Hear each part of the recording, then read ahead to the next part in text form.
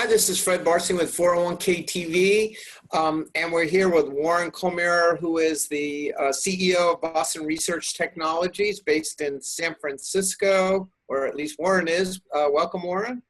Thank you, Fred. It's great to have you on the call. Briefly, why don't you tell us a little bit about yourself and Boston Research Technologies and other affiliations? Sure. Boston Research Technologies is a kind of a traditional research firm. We focus on the DC or defined contribution industry. We also have a very heavy emphasis on multivariate analysis to get at the true factors that are behind what's going on. We're also very involved in behavioral finance.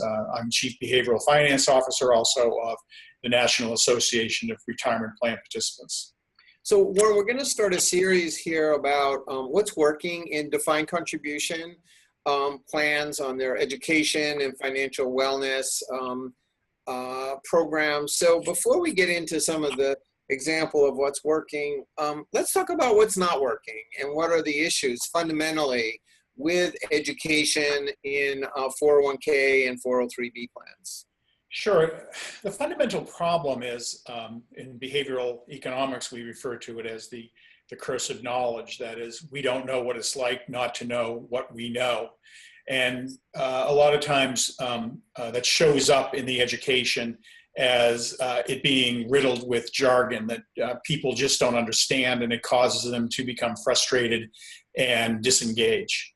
Right. So a lot of the people that are creating the education are sophisticated investment people, and they just assume a certain amount of knowledge.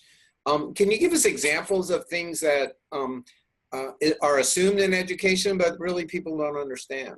Well, the concept of jargon is actually what qualifies as jargon. You and I may think is incredibly simplistic, but things like stock, equity, diversification, asset allocation, those are terms that can confound people very quickly. And by the way, it's not about their intelligence, it's just about having been exposed to the language of defined contribution and investing.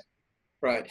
But on the other hand, we also find that there's a relatively low level of sophistication and financial literacy. What are you seeing there from individual or the typical investor?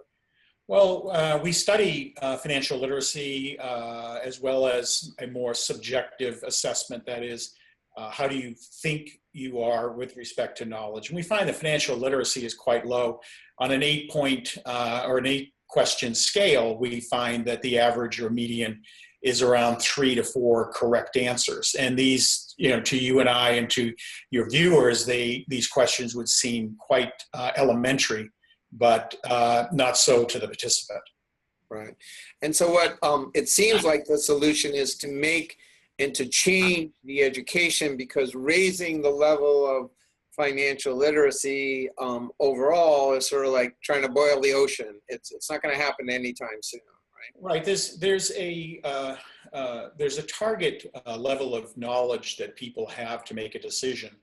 And the goal is to bring people from where they are to the point of what they need to know to make a decision. And actually, Fred, that level of knowledge is quite low compared to what we actually are trying to do with our education, where we, in the defined contribution industry, we tend to teach or try to teach people everything there is to know and all at one time. So we need to kind of scale that back. Right. And there are techniques like just in time. When somebody is interested in applying for a student loan, for example, it's when they are willing or able to learn about applying for a student loan versus just generally teaching about it, and they may or may not have interest at that time. Right. And that's when I say trying to teach everything at the same time. Right. People are much more receptive to education and in terms of retaining it if they are dealing with that problem at the moment. Right. But to say, we're going to teach you now about dollar cost averaging, but you may not use it for another 6 months, it's completely useless. Right. So we're going to end here, but I think what we're going to explore in our next series, monthly series, is just some of the things that you actually see working and solutions, so we can give the plan sponsor some ways to help with education. So thanks for joining us from San Francisco, and we look forward to talking to you next month. Thank you. Good seeing you. Thank you. And thank you for watching 401k TV.